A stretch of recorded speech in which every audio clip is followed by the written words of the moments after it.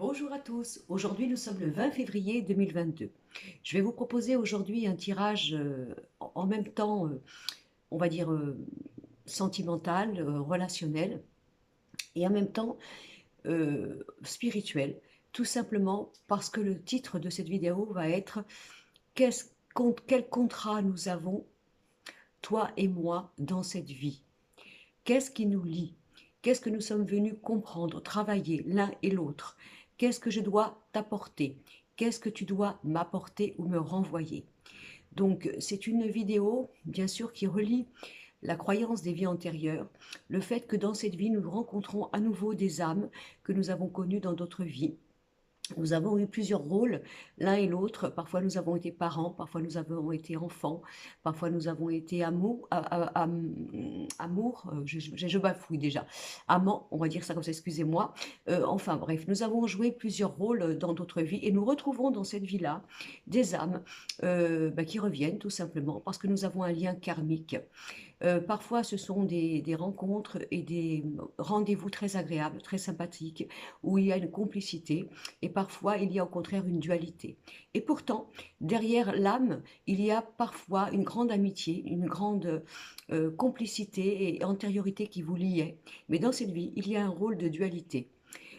Vous me diriez, après tout, moi dans cette vie, je n'ai pas envie de m'embêter avec des personnes ou des situations qui m'agressent ou qui me rendent en malaise, certes, mais parfois nous ne choisissons pas, notamment quand ces personnes, ces âmes font partie de notre famille, de nos liens, ou simplement parce que la vie nous renvoie sur notre route ces êtres et que nous sommes aussi malgré tout liés dans notre cœur, dans notre profondement et que nous n'arrivons pas nous-mêmes à nous libérer. Combien de fois nous nous sommes aperçus que nous sommes assez forts, fortes dans certaines manières d'être de notre vie, notamment dans notre vie sentimentale, et parfois nous nous disons mais comment se fait-il, je ne me retrouve pas dans cette relation, moi qui ai eu pourtant l'habitude de ne pas me laisser faire, de trouver une solution, de me faire respecter, légitimer, là je n'y arrive pas. Je suis presque poussée inconsciemment à donner du temps, à donner de l'écoute, à donner de la confiance à cette personne qui pourtant me met mal à l'aise et m'agresse. Bah, tout simplement parce que vous êtes reliés dans l'âme, il y a un contrat entre vous deux et eh bien, la vie vous impose, on va dire, ou vous propose de rester attaché, on va dire, au niveau émotionnel, au niveau de votre liberté, par rapport parfois à des situations qui semblent vous faire stagner, vous faire régresser, et on va dire ça comme ça, ou vous donner l'impression que vous n'êtes pas aussi fort ou forte qu'hier, et pourquoi. Donc cette vidéo va vous être proposée dans cette notion, quel est le lien karmique que vous avez tous les deux. Vous pouvez bien sûr penser à tout, vous pouvez penser au sentimental, à vos parents, à votre frère, à votre sœur, à une amie, etc. etc. Vous pouvez comment dire, l'agencer comme vous le souhaitez. Vous pouvez bien entendu penser à plusieurs situations, plusieurs personnages et choisir plusieurs choix. D'accord? Alors avant de commencer ma vidéo, d'abord je voulais faire un grand merci à ma consoeur Oleana Medium, que vous pouvez bien sûr trouver sur internet, tout simplement parce que elle m'a fait connaître sur sa chaîne YouTube. C'est une personne d'un grand professionnalisme, avec beaucoup de cœur, et qui a une chaîne YouTube et qui, par sa générosité de cœur, et bien sûr parce que nous nous connaissons, a eu assez confiance pour parler de moi et puis bien sûr de me faire connaître à ses consultants, ses consultantes, et je trouve ça vraiment très généreux. Nous avons un métier où l'ego ne doit pas être en amont.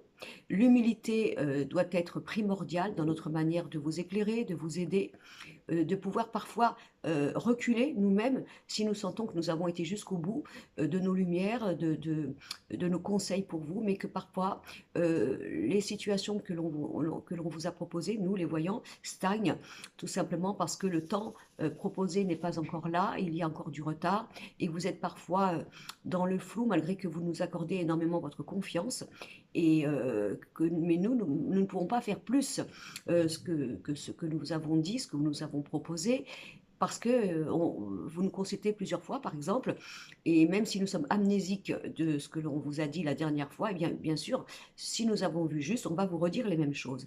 Mais parfois, les situations stagnent. Alors, notre sérieux, notre côté respectueux vis-à-vis de vous, est parfois de vous faire conseiller un autre confrère, une autre consoeur à qui nous avons bien sûr confiance dans sa respectabilité, son honnêteté, son professionnalisme pour vous permettre d'aller peut-être chercher une autre lumière que la nôtre, et bien souvent, grâce à Dieu, qui se conforte avec ce que nous vous avons dit, mais ça va vous apporter un apaisement d'une forme de justesse qui est répétée, hein, puisque réitérée par quelqu'un d'autre, et donc vous apporter un peu plus de calme en attendant que les prédictions se mettent en place, puisque vous savez très bien que la datation est très compliquée dans le monde de la voyance. J'ai fait une petite vidéo sur ma chaîne YouTube expliquant le pourquoi et le comment c'était compliqué de dater, même si certains professionnels ne prennent pas le risque de dater, certains le font, moi je le fais, parce que vous êtes tous en demande, bien sûr,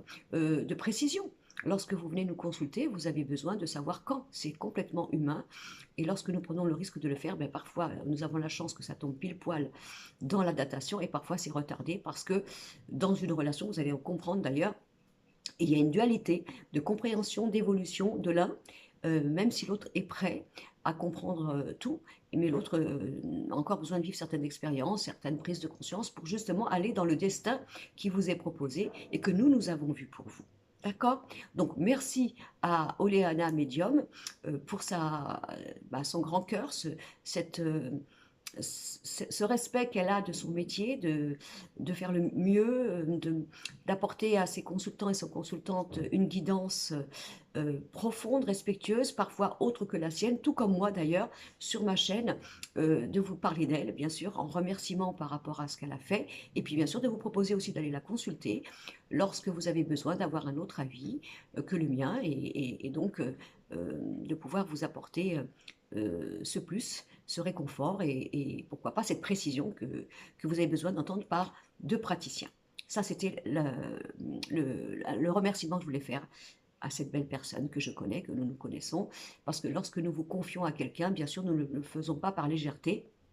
Nous sommes responsables du conseil que nous vous donnons d'aller voir, et donc nous devons d'abord, bien sûr, être sûrs nous-mêmes que nous vous confions à quelqu'un de sérieux, ce qui est le cas d'ailleurs. Voilà, alors un grand merci Oléana, et puis reste tel que tu es, et bravo, bravo. Alors, je reviens à cette vidéo que je propose. Quel est le lien qui vous relie, karmique, entre votre autre et vous? Alors, on va faire aujourd'hui un tirage à 5 choix. Je commence à préparer mes stylos, que j'essaye de mettre comme il faut. Voilà, je vous les montre. Ah, bien sûr, à chaque fois que je prends mes crayons, il se casse la figure. Alors, on va faire comme ça, hein. Ne vous inquiétez pas, je vais y arriver. Voilà, tant qu'à faire, comme ça.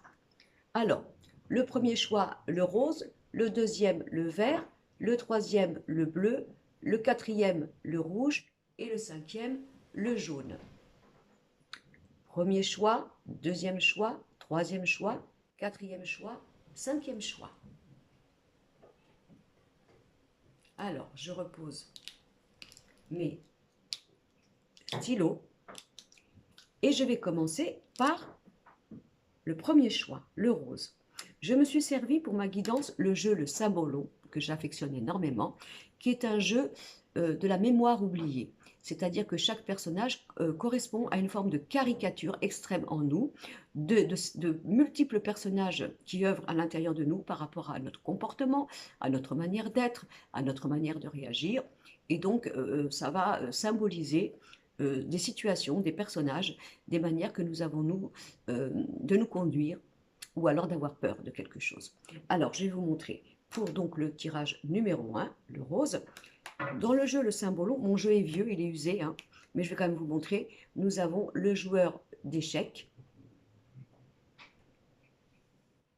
Ensuite, nous avons la carte, en général, vous voyez, de l'attente, de la réflexion, du silence. Et ensuite, la carte du jardin des rêves. Je vais essayer de montrer comme ça. Comme ça. Je ne sais pas si vous voyez bien. D'accord? Bon. Donc moi, ce que je reçois, c'est que le lien karmique que vous avez, c'est que dans d'autres vies, il y a eu beaucoup de problèmes par rapport à la réflexion, à la prudence, à l'étude, au fait de savoir si on pouvait faire, on pouvait jouer dans le sens de la vie, miser, on pouvait être acteur, actrice, on pouvait être créateur, créatrice, mais avec beaucoup de prudence, de réflexion. Vous voyez, ce joueur d'échecs, il pose certains personnages sur l'échiquier et d'autres, vous ne le voyez pas parce que ma carte est vieille, ils sont en dessous. Donc ça veut dire qu'il donne vie à certains personnages et d'autres pas. Voilà. Mais cette carte représente, si vous voulez, la réflexion, la prudence.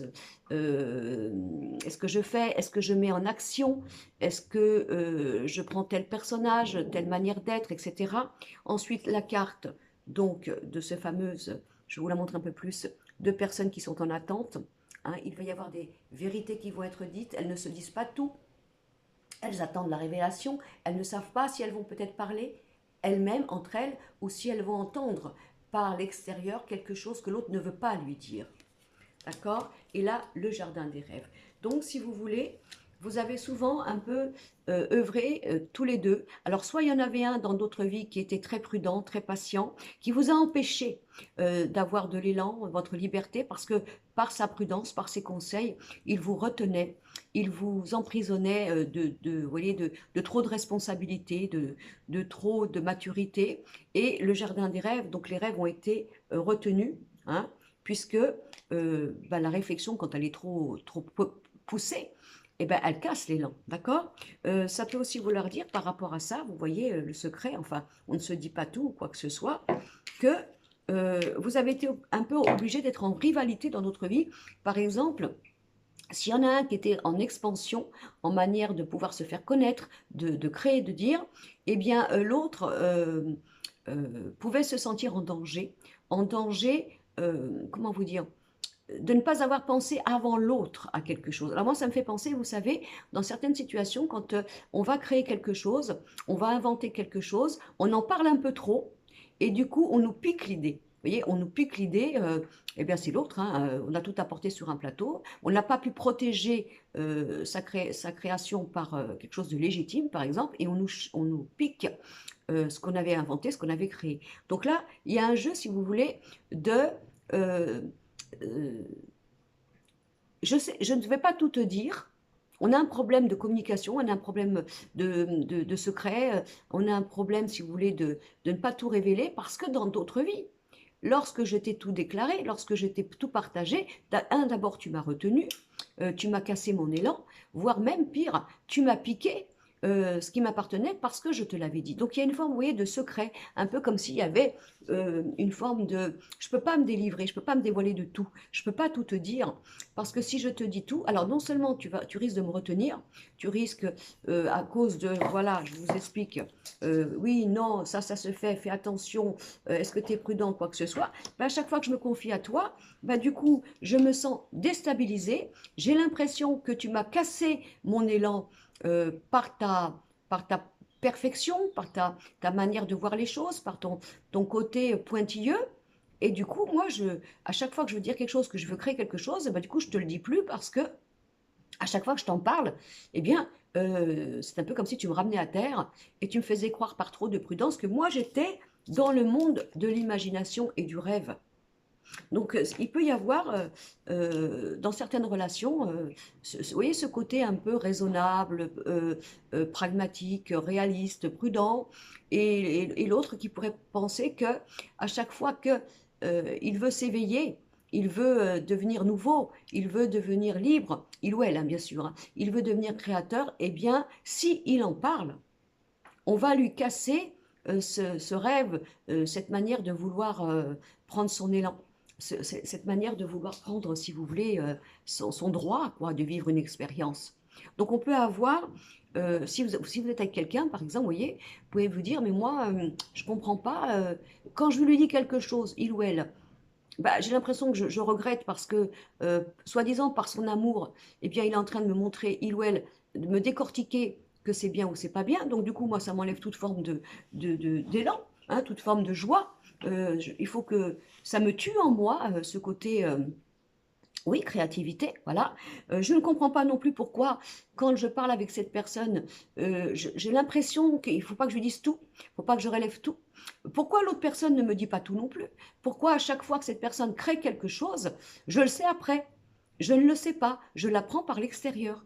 Alors que, en principe, cette personne aurait dû m'en parler. Pourquoi il ou elle ne m'en parle pas? Parce qu'il y a un problème par rapport à des vies antérieures. Bien sûr, il y a eu d'autres problèmes, hein, mais là, on fait un tirage. Donc, si vous voulez, c'est je ne dis pas tout de mes rêves parce que, ou je ne peux pas dire tout de mes rêves parce que si j'en parle, on va me décortiquer mon rêve et on va me faire descendre d'un étage, on va dire ça comme ça. Ça va être un rabat-joie. Voilà, je vais recevoir comme une forme de rabat-joie de la part de l'autre qui va essayer de me renvoyer alors de la prudence, la manière de ne pas faire, la manière de ne pas croire en ce que je veux faire. Donc si par exemple dans votre famille, au niveau de vos parents, au niveau d'un frère ou d'une sœur, au niveau d'un chéri ou d'une chérie, voyez, au niveau d'une amitié même, hein, vous pouvez avoir ce sentiment de dire je ne comprends pas qu'avec cette personne, il y a quelque chose là qui fait que soit quand je lui parle, ça y est, on me déglingue tout. Soit j'ai l'impression qu'il ne faut pas que je lui dise tout. Soit je viens de me rendre compte qu'à chaque fois que cette personne que j'aime, eh bien, j'apprends après, quand c'est trop tard, qu'elle a fait, il a fait, sans m'en parler, sans me le dire. Ben voilà, parce que ça viendrait de là. Bien sûr, je vous explique ça de manière un peu simpliste, hein, mais ça viendrait de là.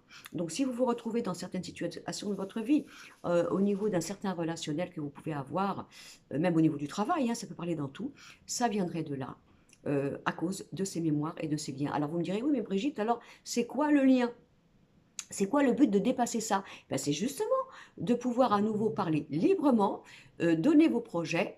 Pourquoi pas écouter quelquefois le conseil judicieux de l'autre? Parce que si vous le faites, si vous êtes marqué par le fait que lorsque vous avez un projet, ben, l'autre vous casse l'envie et vous montre que c'est une mauvaise piste, et ben, vous pouvez aussi vivre ça dans votre vie partout. Voilà, je garde en moi, je ne dis rien. Et c'est seulement une fois que tout est parfait, que tout j'ai mis en place, que là, les gens découvrent ce que j'ai fait, mais je l'ai fait dans l'ombre. Hein, ça peut avoir ce genre de problème. Donc là, le but, c'est de dépasser ça. En gros, tu peux me parler. Je dois être libre de pouvoir tout te dire, mais je peux aussi prendre, bien sûr, que certains de tes conseils soient judicieux. Et là, je ne te vois pas comme un ennemi ou une ennemie dans la notion du côté raisonnable, de ta lumière que tu m'apportes. Ça, c'est la première partie. La deuxième partie, euh, je dois pouvoir parler librement.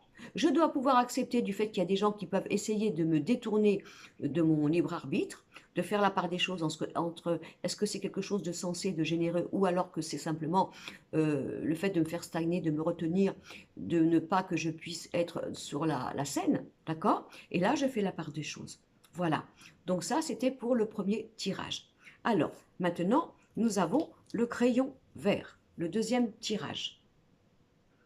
Je remontre bien, hein, que vous ayez le temps, parce que comme moi, j'ai pas de prompteur sur ma vidéo, c'est pas facile de trouver quand je parle des autres tirages. Voilà, ça c'est le vert. Alors là, nous avons le doux rêveur. Hein, c'est un jeune homme qui regarde les oiseaux, il regarde la tête dans les nuages, mais il ne voit pas que le pont va être cassé, donc il va tomber. Enfin, il va tomber. On croit qu'il va tomber, hein, parce qu'il regarde la tête dans les nuages. Voilà. Après cette fameuse carte, bien sûr, de cette femme qui se regarde dans le miroir, mais qui se voit double. Elle se voit en femme du monde, en femme libre, en femme carriériste, et elle se voit en tant que mère aussi. Et elle est en dualité parce que ces deux rôles en elle la mettent toujours en culpabilité, puisqu'elle est bien sûr toujours obligée d'osciller entre le fait de choisir à certains moments de sa vie ce qu'elle doit être, soit la mère, soit la femme libre, carriériste, etc., la femme qui se libère, indépendante, qui divorce, qui reprend sa liberté, etc. Et nous avons donc le quotidien, ça c'est la carte du quotidien. Donc là, évidemment, bien sûr, ça va parler aux dames, mais ça va aussi parler aux messieurs. Pourquoi ça va parler aux dames? Parce que depuis la nuit des temps, on a construit la femme en fonction du fait que, soi-disant, à partir du moment où elle devenait mère, elle devait avoir que ce rôle essentiel dans son cœur et dans ses tripes, et donc sacrifier tous les plaisirs, les libertés qu'elle pourrait avoir, tout simplement parce qu'elle est devenue mère, et que c'est la mère en elle qui devrait être sacrifiée dans sa vie Parce que à partir du moment où elle est devenue mère, elle doit d'abord penser à son rôle de mère et donc à ses enfants. Et évidemment, l'autre personnage en elle, la femme qui a peut-être envie, pourquoi pas, de changer sa vie, de divorcer parce qu'elle n'est pas heureuse, voire à nouveau parce qu'elle est libre de faire entrer à nouveau un homme dans sa vie, de se dire comment ce nouveau conjoint va être accepté par mes enfants, etc. Est-ce que j'ai le droit ou quoi que ce soit. Ça peut être aussi, excusez-moi, j'ai mon chien qui aboie dehors, ça je ne peux pas le contrôler. Ça peut être aussi des femmes qui se sentent gênées de prendre du plaisir dans leur carrière, dans leur professionnalisme. Elles sont tellement heureuses là-dedans, mais elles s'imaginent que c'est honteux parce que, évidemment, dans le travail qui les incombe, elles sont peut-être pas souvent à la maison, elles sont parties, elles ne sont pas souvent au niveau du foyer et elles ont l'impression que ce ne sont pas des bonnes mamans. J'en reviens au monsieur. Là, on a un problème au niveau des messieurs dans la dualité de la femme qui lui convient. Quel est le genre de femme que j'aime? Est-ce que je veux une femme qui soit plutôt traditionnelle, maternante, à la maison, au foyer, même si elle travaille, mais avec des valeurs? Ou est-ce que j'ai besoin d'une femme beaucoup plus indépendante, libérée, comment vous dire, voire amante, d'accord? Donc ça peut être aussi des hommes hein, qui ne comprennent pas pourquoi dans leur vie, ils sont toujours attirés par deux situations, deux femmes, avoir une épouse, une conjointe ou une maîtresse, pourquoi il y a une dualité dans cette recherche du féminin et pourquoi ils ont toujours l'impression que quand ils sont avec une, l'autre lui manque. Et après, on a le quotidien. Donc là, par rapport à vos situations, alors vous, mesdames, hein, bien sûr, vous êtes travaillées à chaque fois dans cette vie, dans cette dualité d'osciller entre le fait d'être la femme indépendante ou libérée, ou la femme qui doit sacrifier au niveau de la famille, etc. Vous pouvez avoir l'impression que dans votre couple, excusez-moi pour mon chien, que dans votre couple, vous avez besoin d'être toutes ces femmes à la fois pour combler vos enfants, votre mari, donc être l'amante et la maîtresse au sein du couple. Vous pouvez avoir l'impression aussi que à chaque fois dans les relations que vous vivez, on vous demande soit d'être l'une, soit d'être l'autre, soit d'être tout à la fois. On est d'accord? Vous, messieurs, quand vous êtes avec madame, eh bien, vous pouvez avoir l'impression qu'elle n'est pas assez complète parce que vous recherchez l'autre qui manque dans madame parce qu'elle n'a pas, soi-disant, toutes les qualités que vous recherchez au niveau de la femme, etc. Donc là, ça peut être simplement des relations où l'autre fait travailler l'individualité et la personnalité de l'autre sur le moment. Alors pour vous, mesdames, c'est simplement que vos conjoints, les hommes que vous rencontrez au niveau de votre carrière, vous vous sentez tout le temps un petit peu comme ça osciller entre le fait quelle femme je dois être sur le moment.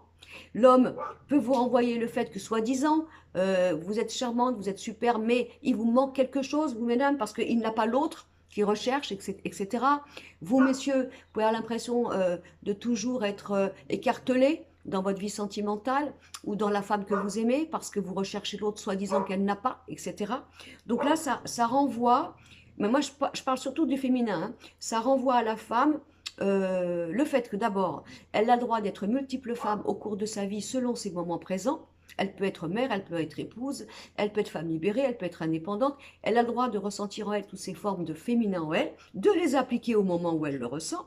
D'accord? Vous, messieurs, de comprendre que quand vous renvoyez à la femme un malaise ou une impression qu'elle n'est pas comme il faut, excusez-moi, mais qu'il lui manque quelque chose, ben c'est simplement vous qui avez le problème. Parce que quand vous êtes avec une femme, vous recherchez l'autre que soi-disant elle n'est pas. D'accord? Voilà. Alors, je ne veux pas encore mettre tout sur le dos des messieurs, mais voilà.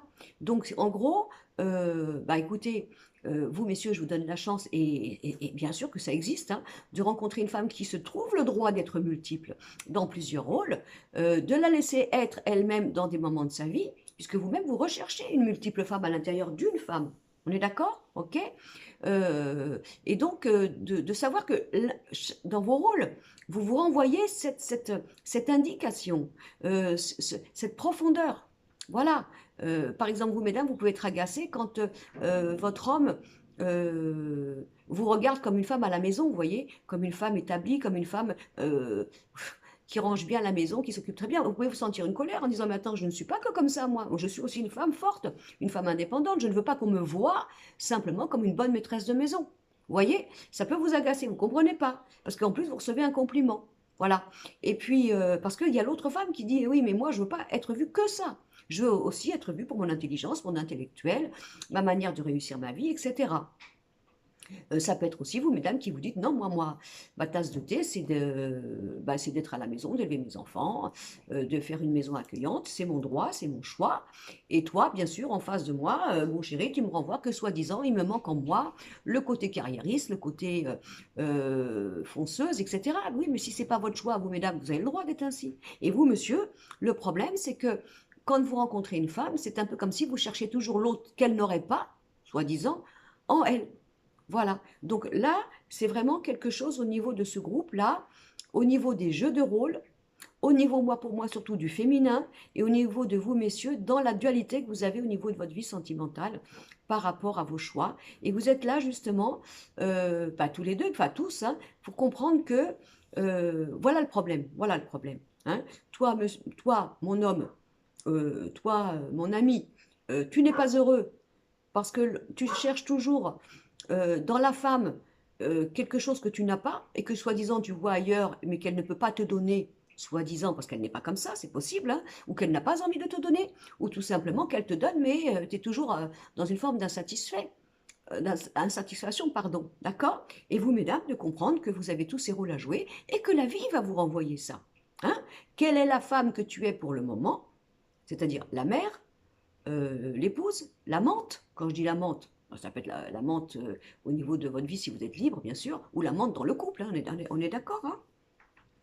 Et donc que votre partenaire vous renvoie ça aussi, etc. Donc de trouver un équilibre, un équilibre dans le droit du jeu de rôle hein, que vous avez dans vos rencontres, dans vos situations, et bien sûr, bien entendu, par rapport à l'autre. Voilà, donc ça c'était le deuxième tirage. Le troisième tirage, nous avons le feutre bleu. Je ne sais pas si vous le voyez bleu, enfin il est bleu chez moi. Hein, d'accord. Alors là, nous allons avoir, très intéressant, vous allez voir, le joueur de pipeau. Donc c'est le charme. C'est un joueur de pipeau qui joue. Et les enfants le suivent parce qu'ils sont envoûtés par la musique. Et les parents ne peuvent pas retenir les enfants. Ensuite, nous avons la carte de la personne qui marche parce qu'elle s'est cassée une jambe. Elle est un peu handicapée, mais il faut qu'elle continue, vous voyez, à avancer. Et là, nous avons la fameuse carte de la magie noire, de l'envoûtement, de la secte, etc. N'ayez pas peur. Donc là, ça veut dire que dans d'autres vies, vous avez vécu, alors tous les deux, hein, dans les relations, justement d'être endoctriné, envoûté, charmé par le côté un peu, alors je dirais artificiel, hein, parce qu'on a quand même la magie noire. Enfin, la magie noire, c'est tout ce qui peut nous mettre dans l'ombre, voyez. Et vous avez vécu ces impuissances-là. C'est-à-dire que vous avez aimé quelqu'un dans d'autres vies qui s'est fait complètement envoûter par l'extérieur, manipulé, formaté, voyez, qui a perdu toute forme de raison, comment vous dire, alors je vais y arriver, de structure, voyez, de réalité, qui est complètement devenu un autre ou une autre. Vous avez été impuissant à retenir tout ça. Vous savez, quand on dit que quelqu'un est envoûté, c'est-à-dire que, alors envoûté, peu importe, à magie ou par soi-même, ben nous les proches, on ne peut rien faire, quoi. On peut apporter carte sur table à la personne, quelque chose de sensé, de prouvé, de scientifiquement établi, l'autre ne voit pas parce qu'il est complètement parti dans une forme d'aveuglement, de chimère, d'illusion, et donc on ne peut pas le retenir. Et vous avez vécu ça dans d'autres vies. Vous avez vécu ça et vous avez vécu, vous l'avez supporté, vous l'avez subi, vous avez vu des proches à vous, des enfants, pourquoi pas, hein, on a des enfants, mais complètement partir du jour au lendemain sans pouvoir les retenir, mais complètement autres, vous voyez, un peu comme si on les avait transformés. Et vous avez été crucifié de ça, vous avez été mal, vous avez vu comment vous dire, cette force démoniaque, comme quoi on peut tourner la tête à quelqu'un. Voilà. Alors vous l'avez subi vous-même et l'autre, l'autre a subi, voyez. Donc c'est un peu comme si, dans cette vie, il y a un besoin de faire attention de ne pas être endoctriné à nouveau, que l'autre ne soit pas envoûté, que l'autre ne soit pas charmé. Voyez. Donc vous, ça peut vous parler parce que vous sentez, peut-être au cours de votre vie, vous avez eu des tentations, hein, c'est possible, hein, puisque la vie est là pour nous apporter une puissance, un respect de notre âme, une libération de nos échecs et de nos erreurs. Alors peut-être que vous, dans votre vie, vous avez vu des fois sournoisement des situations alléchantes comme ça, voyez, où les gens ont essayé de vous tourner la tête, par exemple. Vous avez peut-être vu aussi vous, de votre côté, au niveau du partenaire, que ce soit sentimental, amical, familial, des drames comme ça, hein, où bah, on aime quelqu'un, tout va bien, et d'un seul coup, du jour au lendemain, la personne, elle ne plus la même. On a beau la raisonner, rien n'y fait, et elle est complètement partie, mais dans un monde illusoire, et contre elle, bien sûr, vous voyez. Donc là, ça peut être une vie où vous travaillez ça, vous voyez, où vous ressentez. Alors vous, vous avez peut-être le devoir de ramener l'autre à la raison, hein, à quelque chose d'équilibré, de logique. Vous dites, mais c'est pas vrai, moi dans ma vie, à chaque fois, je rencontre des gens, ils sont d'une certaine façon, et après, d'un seul coup, tout leur tourne la tête, et ils m'échappent, et c'est plus les mêmes, voilà. Ou alors, j'ai cette prudence de faire attention à tout ce qui est charme, tout ce qui est, disons, trop alléchant, vous voyez, un petit peu trop beau, voilà. Et il y a un problème là. Alors le problème c'est quoi? Le problème c'est de devenir trop prudent, bien sûr, trop dans le côté un peu caustique, dans le côté un peu trop suspicieux, vous voyez, à fleur de peau, dans le fait bien sûr de se méfier de l'autre qui veut nous charmer. Hein, c'est quoi le charme? Tu me séduis, tu viens là, tu fais tout pour me plaire, mais moi, attention, je me méfie parce que j'ai une mémoire en moi qui me dit attention, quand je, je suis trop séduit ou séduite, quand je perds la tête, enfin, je perds la tête, donc je te rejette. Je te rejette parce que pour moi, tout ça, c'est un leurre. Tu veux, il y a quelque chose d'artificiel. Tu veux m'acheter. Tu veux me détacher, me déraciner de ma construction.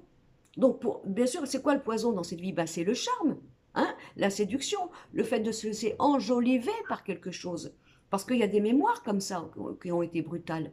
Et peut-être que vous, dans votre vie, vous avez. Alors ça peut arriver dans votre famille, hein, avoir un frère ou une sœur, un parent qui part complètement du foyer d'un seul coup, mais complètement envoûté par quelqu'un d'autre, qui perd la raison, vous voyez. Ça peut être vous dans votre vie où vous avez subi ce genre de choses, des personnes qui sont parties du jour au lendemain, on ne pouvait rien leur faire entendre raison, etc., etc. Parce que là, il y a quelque chose à travailler. Voilà. Donc, vous me diriez, oui, mais alors, c'est quoi le but? Le but, bien sûr, c'est d'ouvrir à nouveau son cœur à l'amour, à la séduction, à la proposition, au fait qu'il faut bien sûr peser le pour et le contre. Ce n'est pas parce qu'il y a quelque chose de beau, de lumineux, de joyeux, comme quelque chose de miraculeux qui nous arrive dans notre vie que c'est un poison. Hein. Et donc là, il peut y avoir un jeu de rôle entre vous deux, vous voyez, en se disant, fais attention, parce que si toi, tu es trop séduit par l'extérieur ou trop enjoué, alors moi, je vais me méfier, je vais avoir peur, parce que j'ai peur que tu te fasses monter la tête. Voilà, donc il y a une forme de retenue, de peur de laisser à nouveau l'extérieur nous séduire, vous voyez, parce que l'extérieur serait une forme de secte, façon de parler, qui nous ferait complètement capoter, qui nous ferait complètement mais perdre la raison des choses, et qui ferait que l'extérieur est dangereux, parce que l'extérieur, s'il amène à l'autre quelque chose de trop beau, eh bien, il peut y avoir après un problème au niveau de la relation, au niveau du couple. Un qui va devenir complètement celui qui va ramener l'ordre, qui va ramener la raison, qui va ramener la prudence, qui va essayer de voir l'autre comme quelqu'un d'illuminé, vous voyez, comme quelqu'un de perché, comme quelqu'un de trop dans la chimère. Alors peut-être oui, peut-être pas, d'accord, hein. Et donc là, il y a quelque chose à faire. Et surtout, de retrouver votre... allez, le lâcher prise, ok? Comme on dit, c'est pas un vieux singe qu'on va apprendre à faire la grimace. Parce que la vie, qu'est-ce qu'elle fait si vous êtes dans la prudence comme ça? Eh bien, elle peut pas vous envoyer des petits miracles. Parce que bien sûr, inconsciemment, vous allez les refuser. Vous allez penser que c'est un piège. Donc, il faut faire à nouveau un contrat avec votre âme. Hein. Vous n'êtes pas naïf, vous n'êtes pas naïve. Même si vous l'avez subi, hein, c'est possible que vous l'ayez subi dans cette vie, hein, un moment où vous êtes complètement parti, vous n'êtes pas compris, hein, on n'a pas pu vous retenir, et puis après, bien sûr, vous avez repris raison, d'accord? Ça vient de là, hein, tout simplement. Hein. Donc, de reprendre confiance dans cette manière de croire, hein, et oui, la vie, elle peut être belle, il peut y avoir alors, il y a quelque chose de charmant. La séduction, c'est pas spécialement un piège, c'est pas pour vous faire un lavage de cerveau, ok? Et ça peut être bien et ça peut être joyeux. Donc, au niveau de vos partenariats, vous voyez, il y a, donc, qui est le rôle, qui est dans le rôle de celui qui ramène à l'ordre et la raison, mais qui tue le rêve, ou des fois, qui a été le défenseur dans la famille, bah, d'essayer de ramener quelqu'un qui s'en allait comme ça, qui s'égarait, d'accord, ça peut être vous, hein, vous avez peut-être subi aussi, hein, ou alors arrête Arrête à chaque fois que j'ai un rêve ou que je suis séduit par quelque chose de l'extérieur, de faire croire que je suis fou, que je suis folle, que je suis cinglée, que tout ceci, j'ai perdu la tête, etc., etc. Donc il y a une juste mesure à trouver dans cette vie pour bien sûr rester dans son fondement, dans sa structure, dans sa personnalité, s'ouvrir à l'extérieur, s'ouvrir à ce qui pourrait être beau, amusant, séduisant, sans penser qu'à à ce moment-là, on va vivre un grand danger et on va à nouveau se perdre. Voilà, donc ça c'était pour le troisième choix. Alors ensuite, le quatrième choix, le rouge. Je laisse un petit peu, hein, pour ceux qui zappent sur ma vidéo, qui veulent chercher les choix de couleurs, donc le rouge. Alors, là nous avons la carte, mon jeu s'appelle le symbolon, nous avons le symbolon. Donc deux personnes sur Terre, vous voyez, ils ont l'air d'être des anges, hein, mais ils sont sur Terre, ce sont des êtres humains, mais ils ont trouvé sur Terre comment vivre la richesse de la matière et comment être en couple comme ça, vous voyez, comme deux personnes qui sont unies, qui ont trouvé le bonheur, etc. Nous avons l'alchimiste.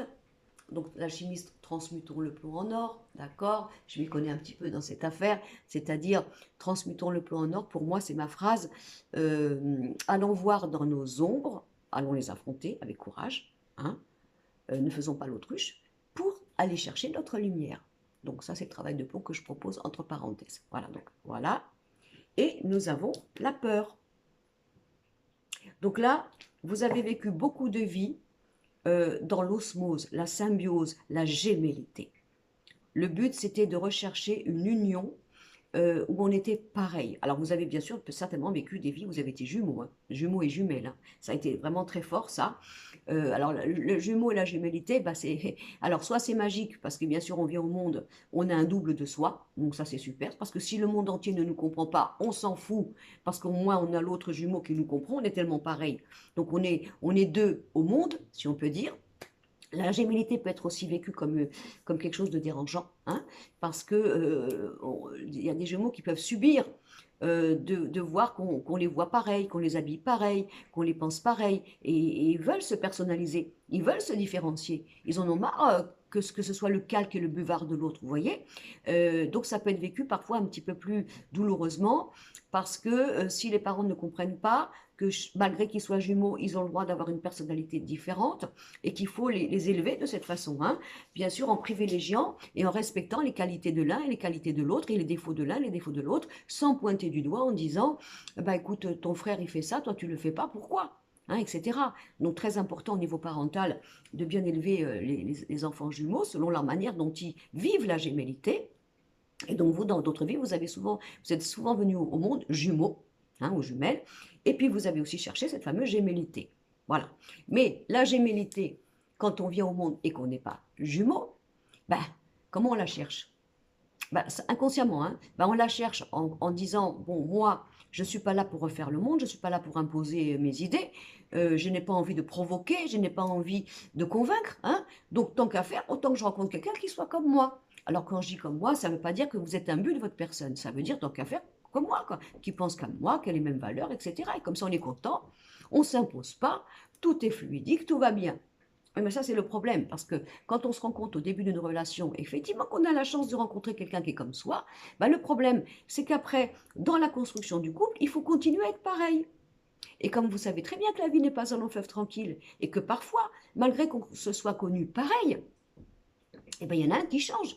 Il y en a un qui a envie de vivre d'autres expériences, qui est appelé à vivre d'autres sensations. Et dans ces cas-là, le couple qui a réussi à vivre ensemble parce qu'ils étaient pareils, il y en a un qui va souffrir. Parce qu'il va avoir l'impression que soit il faut qu'il rattrape l'autre de sa nouveauté, de sa créativité et de sa nouvelle évolution. Et alors s'il peut le faire, tant mieux. Si ça lui plaît, encore mieux. Mais il peut très bien être maladroit et ne pas avoir envie de le faire. Et là, il va y avoir une forme de décalage, d'impression d'abandon, d'impression de traumatisme, parce qu'on a l'impression que soit on n'est pas capable de rejoindre l'autre qui change, et on a l'impression qu'il nous manque quelque chose et qu'on va perdre l'autre, puisque la gémellité ne serait plus aussi intense qu'au début, ou alors inconsciemment, on va rappeler l'autre pour qu'il redescende d'un étage, pour qu'il reste comme il était avant, hein, pour ne pas que cette gémellité soit cassée. Donc, en fin de compte, ça devient un poison, surtout quand la gémellité n'est pas naturelle. Alors, je reviens. Donc, si vous voulez, vous avez souvent recherché dans d'autres vies cette forme d'union gémellaire. Mais là, l'avantage que nous avons sur la carte du Saint-Bolon, puisque je vous ai dit que c'était deux êtres humains, hein, et non pas deux anges. Hein. Pourquoi? Et là, on a bien un homme et une femme. Donc, ces deux êtres humains ont réussi à être pareils que là-haut, dans cette forme de symbiose, parce qu'ils ont travaillé dans cette vie la complémentarité. Hein. L'homme est issu du soleil, la femme de la lune. Donc, on est complémentaires, on ne peut pas être pareil. On a des manières d'être, de penser, de faire, de pouvoir faire différents. Et là, on va vivre la complémentarité et non pas la gémellité. C'est-à-dire que moi, dans ma qualité de femme, j'ai des capacités, des possibilités, des sensibilités, des choses qui font que toi, tu ne l'as pas en tant qu'homme. Ok. Alors moi, je te l'apporte. Je te l'apporte parce que bah, tu l'as pas. Pourquoi? Bah, parce que c'est pas ta nature, parce que tu peux pas, parce que c'est pas possible, c'est pas un manque de courage, tu peux pas. Ok. Donc moi, je t'apporte ce qui te manque à toi. Hein. Et l'homme va apporter à la femme ce qu'elle ne peut pas faire. Elle aussi, c'est pas qu'elle n'est pas capable, mais il y a des manières de faire, de penser, d'être qui lui manquent. Alors là, l'homme va lui apporter à ce moment-là son plus. Hein. Moi, j'aime bien montrer une pièce de puzzle. Ça, c'est une femme, ça, c'est un homme. Vous voyez, il y a des trous là entre les deux. C'est deux pièces de puzzle. Hein. Ben, l'un va remplir les manques de l'autre. Voilà. Et c'est ça la complémentarité. Donc, si vous voulez, dans cette vie, qu'est-ce qu'il peut y avoir? Alors, soit cette sensation de penser qu'il vous manque quelque chose, il vous manque votre jumeau, votre jumelle. Vous avez besoin de relations intenses et fusionnelles, comme si on respirait le même air, on se comprenait. Puis évidemment, ça va capoter, parce qu'arrive un moment, il y a une prison là-dedans. Hein. Il y en a un qui se ment. Il y en a un qui est inconsciemment ou inconsciemment obligé d'épouser le monde de l'autre. On est d'accord? Et puis, donc ça peut vouloir dire que dans vos relations, dans votre manière de vivre, que ce soit au niveau du professionnel, au niveau de l'amical, au niveau, vous voyez, du sentimental, il y a toujours ce côté passionné, ce côté fusionnel, ce côté de toi et moi, le duo, on est ensemble, on est accrochés. Si on nous décroche, alors on se meurt, on a mal, on est déchiré, parce qu'il y a ce problème de gémilité. Donc il va falloir travailler ça.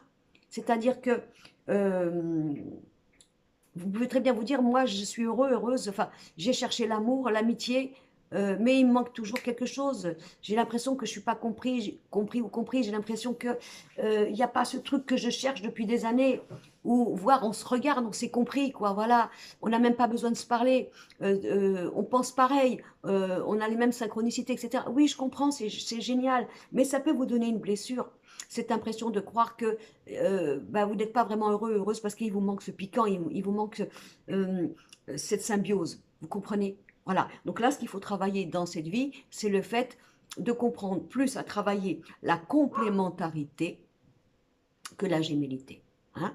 Vous pouvez me dire aussi, mais moi, Brigitte, moi, c'est pas de ma faute, j'ai compris, moi, depuis longtemps. Mais à chaque fois que je rencontre quelqu'un, cette personne essaye de me rendre fusionnelle avec elle ou lui, hein, d'accord, et fait tout pour que je pense comme elle, comme lui, qu'on soit presque comme des siamois, excusez-moi l'expression, vous voyez, et ça blesse, à chaque fois, ça capote. Ça capote parce que moi, je veux pas. Je ne veux pas mentir, je ne suis pas comme ça, vous comprenez? Donc c'est pour ça, parce que la gémellité est ce qu'il faut travailler, que vous avez travaillé dans d'autres vies, vous avez vécu, vous avez reçu, et vous avez tout fait aussi pour vous défaire. Donc voilà, donc ça c'est pour le quatrième choix. Alors maintenant nous arrivons au cinquième choix, le jaune. Voilà, je laisse bien comme ça, pour que vous ayez le temps, si jamais vous zappez enfin, zappez, vous allez à la vitesse grand V sur la vidéo pour trouver la couleur que vous avez choisie. Donc c'est le jaune. Alors là, nous avons la carte du séducteur dans le symbolon, la carte du grand maître. Excusez-moi, ma carte elle est vieille, elle a été grignotée, hein, pas par les souris, hein, je vous promets. Hein. Et la carte du faux prophète, le faux Jésus. Alors là, nous avons des personnes qui ont œuvré pour les mensonges, pour le pouvoir, pour les personnes qui endoctrinaient les foules, pour les personnes, alors notamment au niveau religieux, hein, d'accord, hein, les soi-disant bons parleurs, ceux qui ont la connaissance, la science infuse, vous savez, qui sont branchés là-haut parce que ce sont des élites et que ceux du peuple, les ignorants, ne peuvent pas savoir. Et qui, bien sûr, il faut payer pour avoir la connaissance, hein, parce que ça, c'est le faux prophète, hein, c'est un faux Jésus. Hein. Donc il dit aux gens du peuple, rentrez dans le temple pour voir Dieu, pour l'entendre, mais vous devez payer. Ce qui est faux, puisque vous savez très très bien qu'on n'a pas besoin de payer pour avoir la connaissance de Dieu et être en direct avec lui. Pour ceux qui croient en Dieu, bien entendu. Hein. Donc, le grand maître, bah, c'est quoi? Alors, qui est le grand maître? Le grand maître peut être représenté pour les autres comme celui-ci. Le problème, c'est qu'on ne sait pas que c'est celui-ci. On ne le sait pas. Hein. On le prend pour le grand maître au début, vous voyez, hein. Parce que bien sûr, il a séduit ses foules, la foule, pardon, vous voyez. Il est représenté comme ça, lui. Voilà. Hein, celui-là, là. Il est représenté comme ça. Mais en fin de compte, c'est celui-là. Alors, je peux vous dire que vous, dans votre vie, vous avez bataillé pour ça. Pour détrôner euh, euh, bah, ces hommes, quoi. Enfin, hommes ou femmes, hein, d'accord, de pouvoir. Hein. Alors, qu'est-ce qu'il va y avoir en vous? Bah, il va y avoir ce besoin d'aller chercher, vous voyez, le détail, d'aller chercher la preuve, d'aller voir si il n'y a pas une forme d'anguille sous roche au niveau de quelqu'un qui en sait trop, au niveau de quelqu'un qui prône, soi-disant, la vérité. Vous voyez, voilà. Au niveau de quelqu'un qui viendrait dans votre vie, qui serait trop dans la culture, dans l'intelligence, dans le savoir. Vous voyez, dans le savoir, hein, dans le fait d'avoir la bonne parole, de séduire, vous voyez, de séduire, qui jouerait avec son aura, son magnétisme, son charisme, et cette position sociale qu'il ou elle a, d'être présenté comme ça. Mais qui, en fin de compte, n'est qu'un faux prophète. Alors vous allez bien sûr avoir un esprit titilleur, un esprit enquêteur, je vais aller voir derrière tout ça si c'est vraiment juste, un esprit, comment vous dire, de détective, hein, un esprit de ne pas supporter bien entendu les gens qui se gorgent de savoir, et puis surtout alors les gens qui vont avoir une forme, vous voyez, de fan, hein, de fan, vous allez regarder ça en disant mais regarde-moi ces idiots, excusez-moi, hein, ils sont là, ils boivent les paroles, est-ce qu'ils ont d'abord été chercher par eux-mêmes une réflexion, hein, parce que du coup ils s'abêtisent parce que l'autre, il ou elle, avec son bagou là, il séduit les foules, voilà, il se fait prendre pour quelqu'un qui sait, voilà. Puis moi, bien sûr, ben, je sais que derrière tout ça, il y a un masque.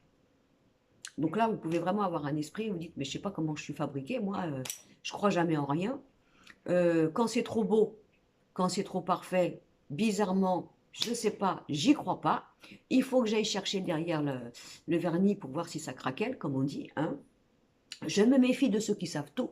Je me méfie de ceux qui ont la parole. Alors bien sûr, ne parlons pas de tout ce qui est politique, de tout ce qui est scientifiquement prouvé, etc. Encore scientifiquement prouvé, bon, on va dire. Mais voilà, donc je vais être celui ou celle qui va rejeter toute forme soi-disant de connaissance ou de preuve bah, qui séduit, quoi, vous voyez, hein, qui séduit parce que bah, c'est tellement facile. Hein, c'est tellement facile de croire en une thèse, en une manière, comment vous dire, proposée par celui qui sait tout, hein, d'enrichir l'esprit d'une manière facile. Voilà, ben voilà, je suis allée voir là. Alors, dis donc, celui-là, qu'est-ce qu'il a? Celui-là, celle-là. Hein. Mais dis donc, il a une expérience dans son passé. Là, il est reconnu sur le net, etc. Il a une aura. Dis donc, il sait de quoi il parle. Franchement, tiens, ben, je vais pouvoir écouter comme parole d'évangile. Hein? Eh ben non, ben moi, je veux pas. Voilà, je veux pas. Je vais aller chercher quand même par moi-même. Je vais aller faire une enquête pour savoir si tout est vrai. Vous voyez? Si tout est vrai. Alors ça, c'est pour le côté de la vie. Maintenant, au côté du sentimental, ben justement, vous avez peut-être rigolé parce que vous êtes dit, moi, dans ma vie, j'ai toujours rencontré des gens, vous voyez, alors femmes ou hommes, hein, avec une aura, une prestance, une qualité de vie reconnue. Hein, alors ça peut être le monde, comment dire, du cinéma, vous voyez, le monde des vedettes, etc., d'accord, du jet set, on va dire ça comme ça, hein, non. Vous pouvez être baigné là-dedans, vous aussi, hein, pourquoi pas, hein, vous n'avez pas choisi non plus. Hein. Alors au début, ça peut être agréable comme ça, mais vous n'allez pas vous sentir à l'aise, vous voyez, vous allez sentir un malaise. C'est quoi cet artifice? C'est quoi cette vitrine? C'est quoi cette facilité d'obtenir de la vie quelque chose, soi-disant, parce on est né avec une cuillère d'argent dans la bouche, parce qu'on a un père qui avait un nom, parce que, voilà, et c'est quoi? C'est quoi la valeur? C'est quoi la profondeur? Hein. Moi-même, vous, je parle de vous, il faut que je fasse attention à tout ce qui pourrait me séduire aussi, parce que vous pouvez avoir la fragilité aussi, parce qu'il y a ça aussi. Moi, je vous ai proposé comme des formes d'enquêteurs et de détectives, mais vous pouvez aussi, vous, alors, encore avoir cette fragilité, vous voyez, de vous idolâtrer pour quelqu'un, quelqu'un qui a la bonne parole, qui a la prestance, ça peut être ça aussi. Vous pouvez être aussi dans cet état-là. Je ne suis pas dans votre vie, comme je ne fais pas de voyance particulière, je ne vois pas.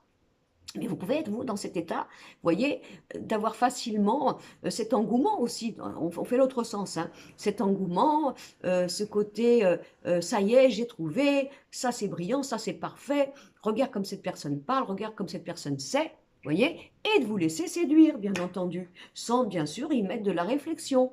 Hein, le fait de décortiquer, de ne pas voir en apparence ce qui est très très beau, et après de vous laisser aller dans un monde fourbe et un monde faux. Donc là, alors, ça peut avoir des actions dans vous, vous-même, selon l'état où vous êtes au jour d'aujourd'hui, dans quel état vous vous trouvez, ou le détective, ou alors ce côté, bah, tout ce qui brille est beau, hein, façon de parler, voilà, je ne sais pas. Soit vous-même, vous avez rencontré dans votre vie des gens qu'il fallait euh, faire un peu clouer le bec, vous voyez, hein, à moi, tu ne me la referais pas, hein, tu peux parler comme tu veux à X, Y, Z, tout le monde est là en train de gober ce que tu racontes, mais personne ne va réfléchir par eux-mêmes si ce que tu dis, c'est pas une connerie. Par exemple, ça peut être votre caractère, on est d'accord, hein. Vous pouvez avoir rencontré aussi des gens qui sont complètement, voilà, partis dans ce monde d'idoles, voilà, d'idoles. L'idole, on a le droit d'avoir des idoles, bien sûr, on a le droit d'aimer des gens au cinéma, à la télé, des artistes, etc. Ça, c'est pas, ça, c'est ludique. Mais on peut avoir, vous voyez, quelqu'un qui a une cause, vous voyez, qui a une cause, qui va se donner sa vie, son argent, qui va se donner entièrement pour une cause qui, en fin de compte, est fausse. Ben vous avez peut-être pu rencontrer ça dans votre vie, et être obligé de ramener la raison à l'autre, vous voyez, de vous dire, moi je suis avec un chéri ou une chérie, quand elle voit quelque chose de super, vous voyez, feu d'artifice brillant, les paillettes, quoi que ce soit, ça y est, il ou elle tombe dedans, voilà, tout le monde il est beau, tout le monde il est gentil, moi je suis là, et je suis obligée de vivre ça, comme si moi j'avais quelque chose de plus simple, que j'avais quelque chose de plus médiocre, et qu'à chaque fois, mon autre, il a toujours les yeux qui brillent pour l'extérieur, pour tout ce qui est en apparence, il ou elle, hein, pour tout ce qui est tellement tendance. Vous comprenez ce que je vais vous dire? Voilà, ça peut être aussi le contraire. Donc, dans le jeu de rôle que vous avez entre l'autre, alors encore une fois, la famille, l'amitié, pourquoi pas le travail, le relationnel sentimental, voilà ce qui se passe dans le jeu de rôle que vous avez avec l'autre personne. D'accord? Ou simplement dans votre vie, par rapport à ces situations qui sont répétitives et récurrentes et que vous devez vivre ou subir ou vous délivrer au niveau de votre programme de vie. D'accord? Voilà. Donc, j'espère, ça n'a pas été trop long, j'espère que ça va vous faire tic, ça va vous parler. Bien entendu, comme toujours, message intemporel. C'est tellement large de pouvoir tomber sur des sujets qui vous parlent. Bien sûr, laissons place au hasard qui œuvre. Hein. Euh, J'adore cette phrase. C'est pas moi, bien sûr. Le destin nous rattrape par tous les chemins qu'on prend pour l'éviter. Donc ça veut dire qu'il faut avoir confiance en son destin. Notamment nous, les voyants, quand on vous dit, par exemple, dans une relation sentimentale ou quoi, oui, vous allez vivre ensemble, oui, vous allez construire, oui, vous allez vous unir, par exemple, et que moi, j'entends dans mes consultations, oui, ah, moi j'ai peur parce que je lui ai dit ça, et puis si je fais ça, et si je réagis comme ça, est-ce que je ne vais pas le perdre ou la perdre? Ben non, et non, puisque c'est le destin.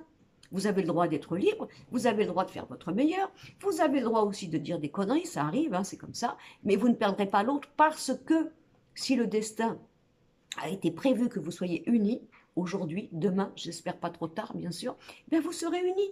C'est pour ça que je vous dis, j'aime cette phrase, le destin nous rattrape par tous les chemins qu'on prend pour l'éviter. Voilà, ça ne veut pas dire qu'on n'a pas le libre arbitre, attention, hein, ça c'est une autre chose, un autre sujet, si vous voulez on pourra en parler, bien sûr toujours avec mon point de vue, hein. Je ne suis pas celui-là, bien sûr, hein. Je n'ai pas la science infuse et je vous fais partager simplement mon expérience de vie, la manière de pourquoi et comment je peux dire certaines choses, parce que ça m'est arrivé, parce que j'ai eu la preuve, etc. Mais je ne suis que Brigitte et je n'ai pas la connaissance de la vérité, bien entendu. Voilà, donc si vous voulez, message intemporel, Si ça vous parle, bah, je suis la plus heureuse. Et puis si c'est pas cette fois-ci, bah, peut-être qu'il y aura une autre vidéo où ça pourra vous toucher, vous parler et bah, vous apporter ce clin d'œil que moi, pour moi, c'est une journée, elle est réussie pour moi, hein, si ça vous apporte quelque chose. Je vous embrasse, je vous souhaite une bonne journée, un bon début de semaine. Le printemps arrive, les beaux jours arrivent, mais le soleil, il est dans le cœur et dans l'âme. Et ça, personne ne peut nous l'enlever. Je vous embrasse et merci d'avoir regardé ma vidéo.